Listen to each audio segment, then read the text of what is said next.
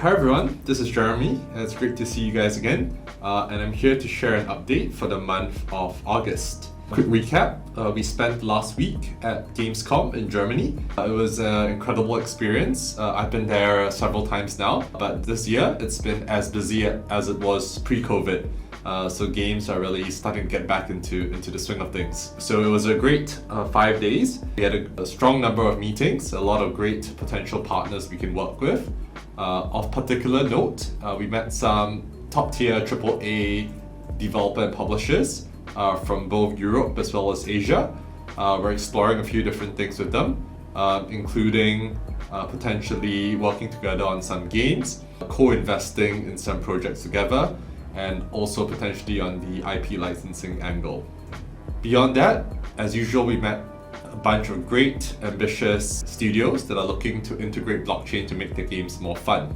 They came from all over the world, but in particular, we met great studios from Brazil and Turkey. We are already working with some studios in these regions, and the studios we work with have introduced us to other high-quality, high-potential studios that they know. And so we think this is a great way for us to organically grow our presence in these high potential markets. In terms of new games, we're focusing really on the casual PvP games that are launching. The first one is launching in late September. It's a trivia game with social wagering mechanics. The platform name has been confirmed. It's called Coin Blast. There will be 3 games that are listed to launch on it within this year. Other than that, we continue looking for strong partners working on blue ocean games that really integrate the blockchain in a meaningful way.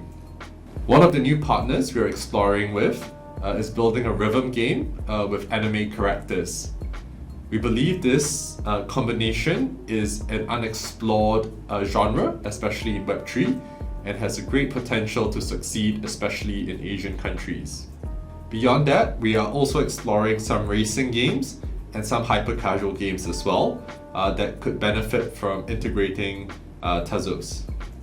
The racing game is incredibly fun. You're able to play with multiple of your friends, and it essentially feels like a mix between Rocket League and Fall Guys.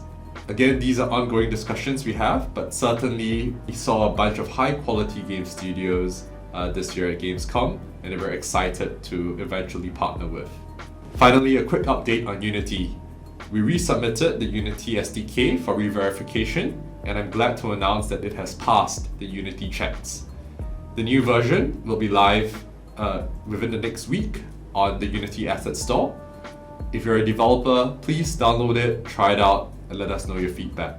We have also hired a Unity engineer to continue to work and improve on the SDK.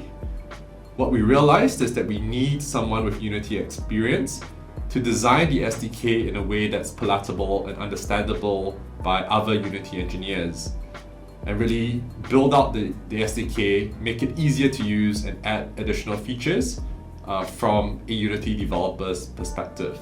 We're excited to welcome this Unity engineer on board, and we look forward to more frequent updates where we can share how we're improving the Unity SDK over time. But that's it for this month. I'm glad you joined me again. I think we are finally going to see some fruits of our labor take shape over the next few months. Stay tuned. Coin Blast will be launched at the end of September. During the next Joystick journeys, I'll be able to share hopefully some good news around the launch of the game. Thank you, and have a great September.